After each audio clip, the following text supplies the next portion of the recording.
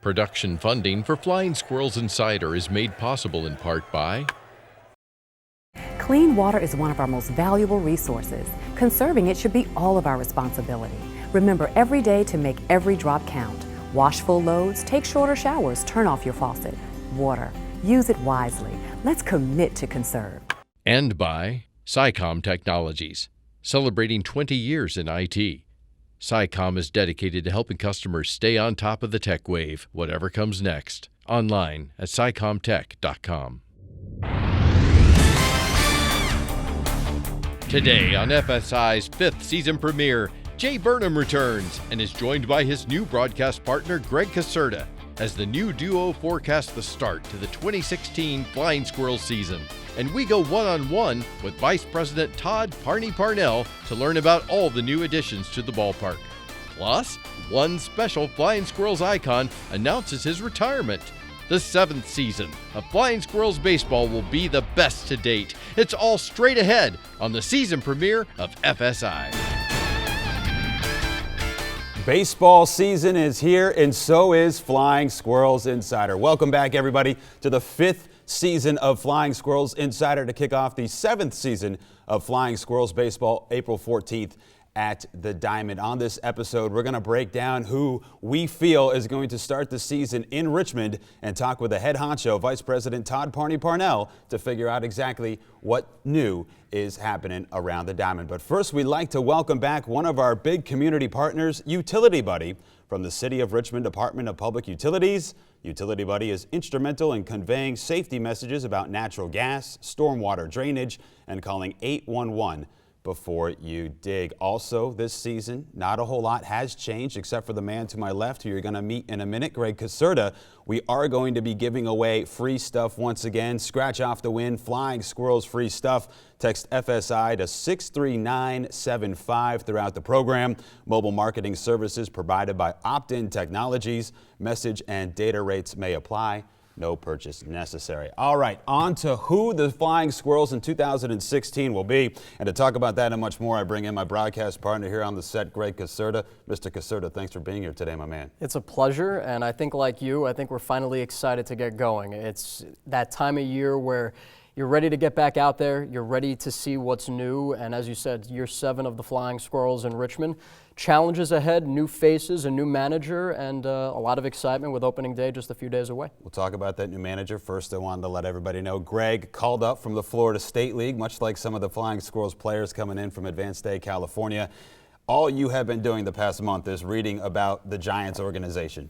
Who's going to be here? Let's start with the manager who we know is going to be here, Miguel Ojeda. He'll be the 5th manager in Flying Squirrels history. And he's an interesting story. He's 40 years old. He doesn't have any affiliated baseball experience, but he comes from the Mexican League where he led the Diablos Rojos the last 3 years. They're the most storied franchise in the Mexican League, and it seemed like 70 wins was the benchmark there for Miguel. His tie to the Giants organization came in 2003 when he made his major league debut. His manager in San Diego was Bruce Bochy. So a bit of a tie in there, and now here he is getting a chance to make his Double-A debut. And not only a guy that has proven that he can win at the managerial level, but also part of the pedigree of new managers coming through the system, which is being a former catcher. Right, and that never hurts. They always say that catchers being game managers, they're the ones that you want running your ball club. You look at recent names like Brad Osmus, Mike Matheny, Joe Girardi, former catchers who went on to have and still do have very successful careers as managers. So Miguel, 40 years old, 2014 Mexican League Manager of the Year, and the important thing for him, leaning on his staff. He's got Steve Klein and Kenny Joyce. I think they're going to be relied upon very much so this season as Miguel gets acclimated. Yeah, providing a lot of stability. Yeah. Kenny Joyce, the hitting coach, entering his 6th consecutive season here in Richmond. Steve Klein, by the way, his 2nd year, and he led and he helped, I guess, coach along the pitching staff last year to a league best ERA.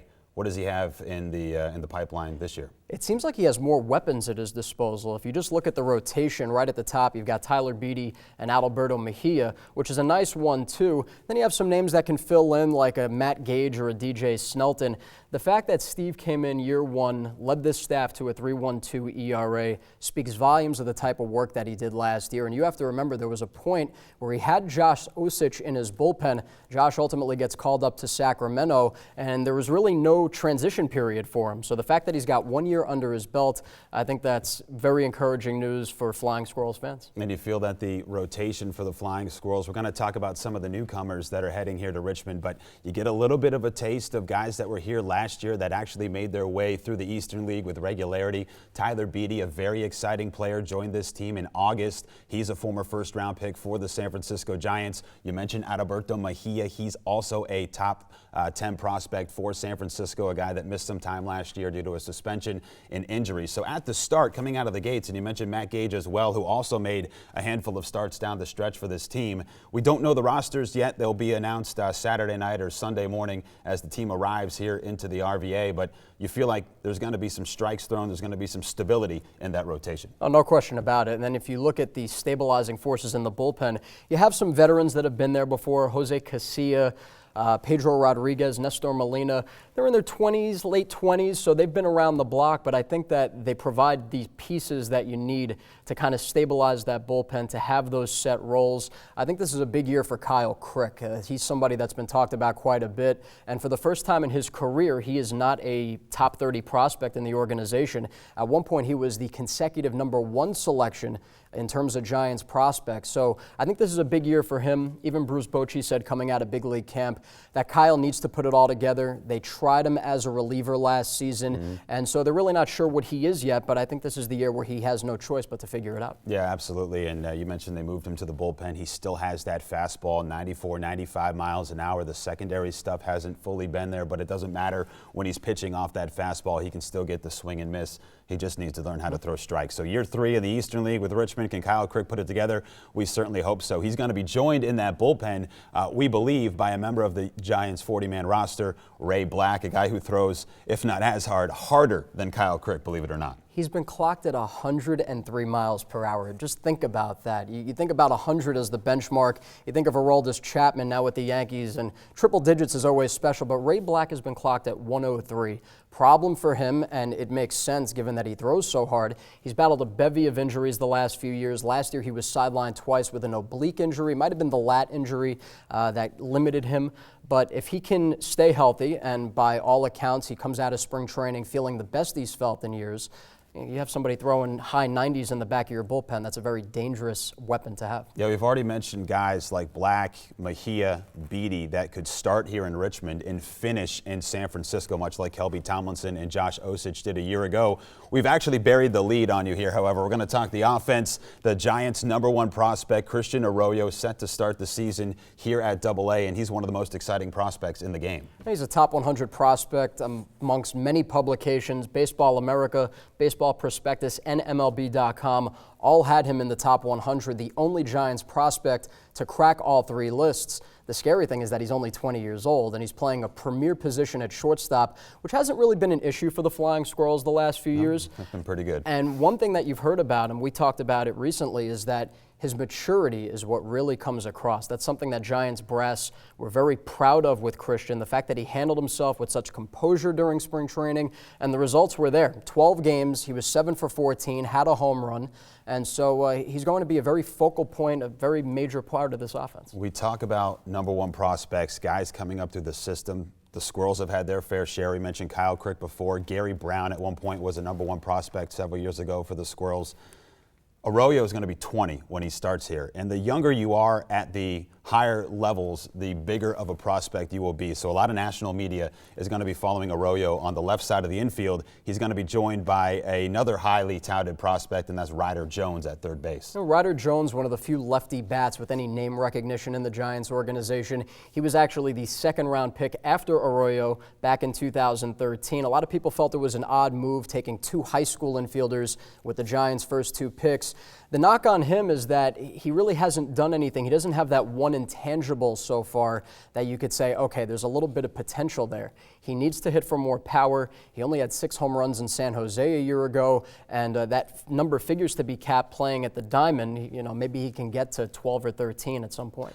This is going to be fun for first-year manager Miguel Ojeda. He's got those 2 prime pieces, and then I think he'll have some pieces that he can really hit in the lineup where he wants, and that might be a return of the Flying Squirrels MVP a year ago, Rando Moreno at second base. Ricky Oropesa might take his 4th pass through the Eastern League in what was a monster second half of the season for him. And so as you start to put the pieces together, it looks as though you're going to mix a little bit of the old and the returning and the experienced with some of that new, and that can kind of cover up some of the blemishes if you have a guy that struggles at the start of the season. And if it projects the way we anticipate with Jones at third, Arroyo at short, that's a very green, very inexperienced left side. But let's say Moreno and Oropesa are on the right side of the infield. Suddenly you have 2 players that have been here before. And I think if Ricky is here again, it would be year 4. And the question is, how motivated will he be? Coming off finally a breakout year in 2015, where during the final month of the season, there weren't many hitters better than him. So if he can put it together and realize that he wants to prove himself, get to Sacramento, that could be a very, very interesting infield, to say the least. And you see a lot of guys get log jammed because the Giants are so secure at the big league level, by the way, and all former Squirrels infield around the diamond for them, and then that backs guys up at Sacramento. So some guys who start the season here, even if they do well, might stay here for an extended period of time. One thing we're going to guarantee this year, no 15-game losing streak in the cards for the Flying Squirrels. I'm going to go out on a limb and guarantee that because of what's transpiring in the potential outfield for Richmond. If you recall, at the end of the season, fans at the Diamond were introduced to Austin Slater and Hunter Cole, 2 guys that really could mash the ball around the ballpark, and those 2 guys could hit in the middle to the top of the order for Miguel Ojeda. Hunter Cole almost hit 354 games last year, and you think, okay, that's not too bad, but he was a 26th round pick in 2014, so that's a very quick rise for him, and he showed that he can handle himself. Will that carry over for a full season? You don't know. Now, that's the question that's going to be answered come opening day. But the fact that he made that type of impression last year, it gives you something to be excited about. The name that you and I have both bounced around, somebody that you're more familiar with than I am, Carlos Moncrief, who was an all-star in Akron 2 years ago before they became the Rubber Ducks. And he's somebody that's interesting. He recently came off the Indians 40-man roster, struggled a bit at AAA last year, but he's somebody that provides some veteran experience, and it's the same as the infield. You have that nice mix of veteran experience, and then you have a couple of young guys in there, and it looks to be shaping up quite nicely. I'm a big fan of Hunter Cole. Everything off his bat was just loud, aggressive, and the Giants recognizing that when they started him out in Augusta, finishing here in Richmond. And then you mentioned Carlos Moncrief. San Francisco always does this. They find a guy in the weeds, somebody that's been passed over by other organizations. They bring him here to Richmond and has a chance to stand out and succeed. All right, as we start to wrap things up here, and again, we'll know more about the roster on Sunday when the team arrives into town, and then the opening day for the Flying Squirrels is April 14th at the Diamond with Jerome Bettis, Hall of Fame running back, throwing out the first pitch. But it's kind of an awkward start because there's a false start of some sorts. Squirrels were supposed to begin the season on the road in Hartford in a new ballpark there. That park isn't ready, so we're playing those games at home as the road team. What's happening? It was Elvis Presley who said he felt like a stranger in his own home, and that's exactly what the Flying Squirrels are going to be feeling during opening weekend. Dunkin' Donuts Park will not be ready until the end of May, so the Yard Goats are playing the first 2 months, give or take, on the road. And they're going to be the home team at the Diamond. So the Flying Squirrels are going to be batting first. They're going to be taking batting practice second. It's kind of a role reversal, and we'll see if that affects how things go. Yard Goats, formerly of the New Britain Rockettes, moving cities and changing names. Greg, thanks so much. My pleasure. Speaking of being on the road at home, the Squirrels might feel a little bit uncomfortable because for the first time in several years, they'll be without a mascot icon for Richmond. Parker the Rally Pig deciding to hang it up, and FSI takes you behind the scenes. The Diamond. Many throughout the Richmond region call this place their home away from home during the baseball season. Over the past 5 years, a cornerstone athlete of the Flying Squirrels organization, being Parker the Rally Pig, has called this place his actual home. That is until this past month, where the Squirrels organization announced abruptly that Parker the Rally Pig will be retiring. FSI takes you behind the scenes to find out why. That's the trend. A lot of people are retiring in their prime right now. In Parker's case, I'm sure that he didn't have a significant relationship in his life. I'm sure he's out on the farm nurturing that right now and trying to have some meaningful other pig in his life. This pig still has all the chops and is arguably calling it quits with one of his best seasons under his belt. I deal in numbers. Bottom line is this. Flying Squirrels started in 2010. They had their worst record at home in franchise history. Suddenly, Parker's a rookie in 2011. Bang. They have their best record here at home. 45 wins. Now you throw in the last 3 seasons, they win at least 40 games or more in 3 straight seasons at the Diamond. What does that mean? Simply put, teams come here to the Diamond, they're well aware of what's going on. Parker brings something to minor league baseball that no other team has, and that's BS. Bacon saved. Parker was instrumental in implementing the BS stat, that is, percentage of rallies instigated by a living mascot, now accepted across the sports spectrum. But how has he been able to be so effective in the BS category throughout his career? Do I know why? Well, yeah. I mean, he used to tell me in the bullpen, well, I mean, I don't speak pig, but, when it was time for him to go out, the 5th inning, I'm sitting there in the pen with him, and he's boinking away, and he just said, he's a team player, but there's no I in pig, What? In June of 2013, Parker transformed from a lovable Richmond icon to a national sports sensation. That type of overnight stardom would change anyone. However, Parney, the man who single-handedly picked Parker as the piglet, would disagree. I'm just going to say for myself, Parker snorted at me like he always snorted at me, even after he became nationally famous. I mean, that's just my personal opinion. Now, Parker did let us know through a publicist that he certainly is doing fine in his new place, which he calls Parker's Pad, down in Chester, Virginia. Parker living the dream on the farm. And he also left the door open. He said if the Squirrels make it to the Eastern League Championship Series and they desperately need his help late in a game, well, he certainly will be there for one last ride. I'm Jay Burnham for Flying Squirrels Insider.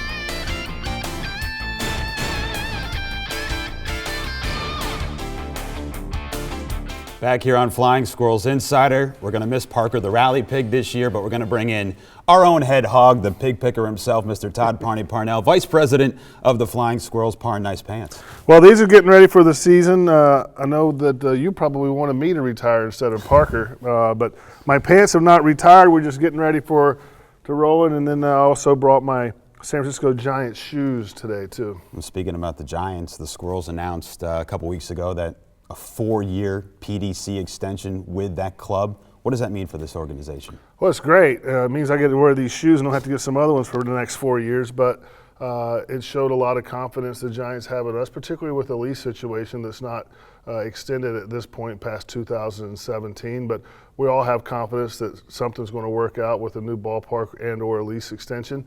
They want to be with us and we want to be with them, so it's a great match. And that relationship dates back prior to the Squirrels organization arriving here in Richmond.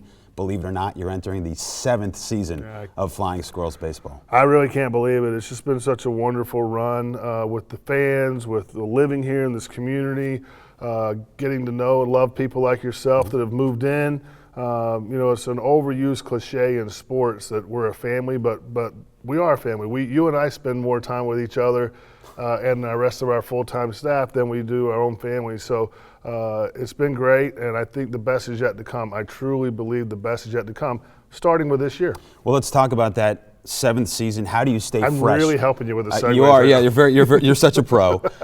How does the team stay fresh promotionally, on the field, off the field? What do we have in store this year? Well, I think it started back in September at our retreat, and the staff was really into it. They're really connected as a unit, really feel good about the passion that our staff has for getting better every day, for being different every day, for having more fun every day. And I think it started with the 7 days of squirrel. And that's an idea that we came up with at the retreat. Monday through Sunday, there's something different every single day that's going to kind of be like the theme. And my favorite, a 12:05 start time every Sunday. We're going to see Gregg Caserta here. Check him out modeling the new jerseys that the team is going to wear. It's a brunch theme. It's, two things we talked about that people love in Richmond. They love the dogs. They love our dogs. So to bring your dog to the ballpark every Monday is going to be huge for people. And then on Sunday, it's a pretty big risk, as you know, Jay, to start a game at 12:05. We thought about it for years. A lot of churches have multiple services, so there's flexibility there. And I think people are going to really love the whole brunch. You go by any restaurant in Richmond on Sundays, and what are you going to see? A line out the door. A line out the door. Yeah. So to bring brunch to the ballpark is very unique.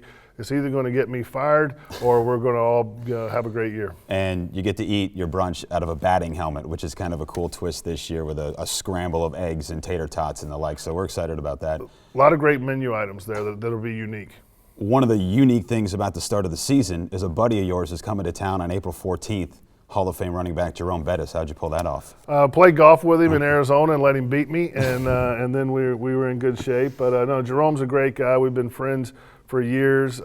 He's been to some other ballparks that I've operated at.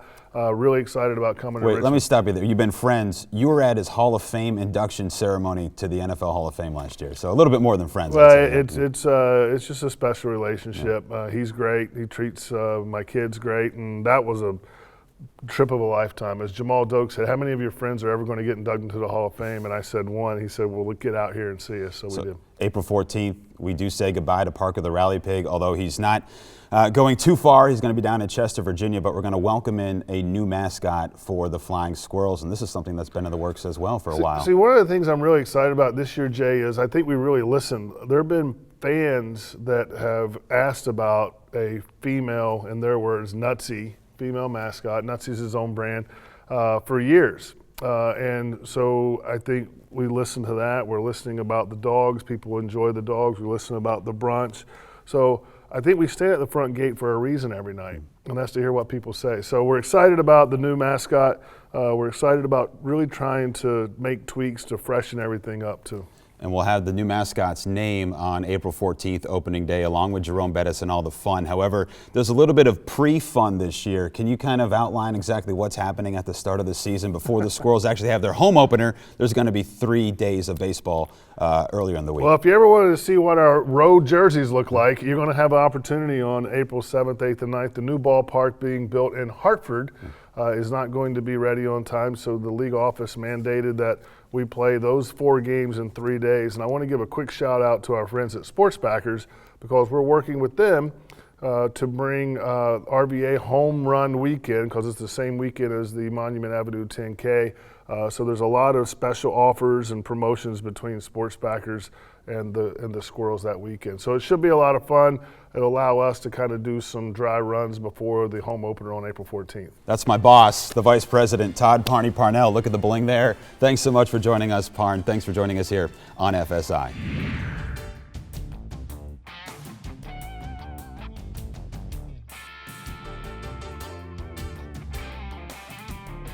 Thanks for joining us this week on FSI, as baseball season will soon be here. And as you can see, we have a lot to look forward to. A new mascot, new promotions, and some new players are heading our way for the Boulevard. All of this doesn't happen, however, without the hard work from the front office staff here in Richmond to the players in spring training out in Arizona.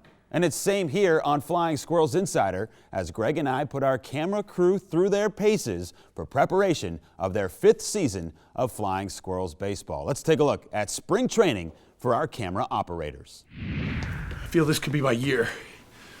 I'm ready. I'm waiting for that call up from ESPN. All right, gentlemen, tilt left, tilt right, boom, keep booming.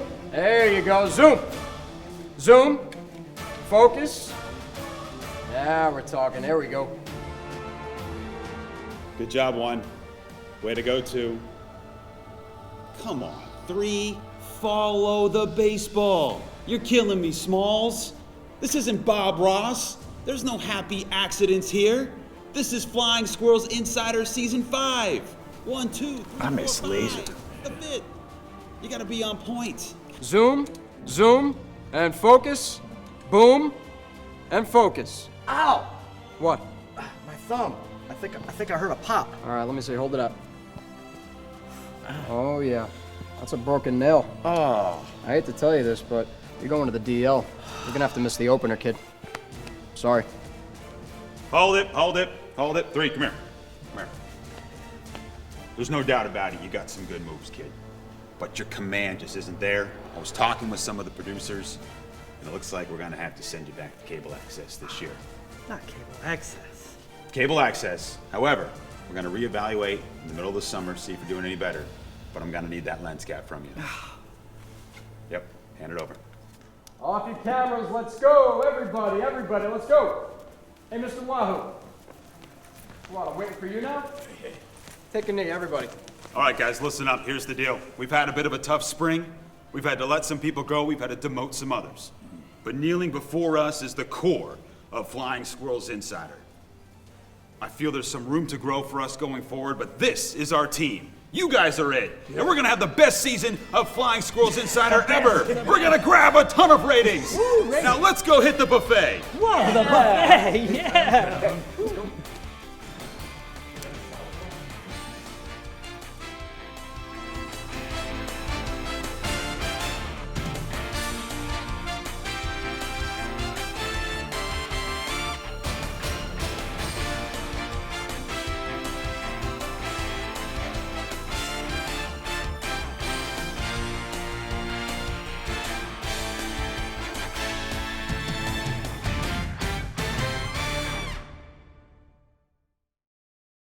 Production funding for Flying Squirrels Insider is made possible in part by Smell gas? Act fast. Don't just stand there. Leave the area.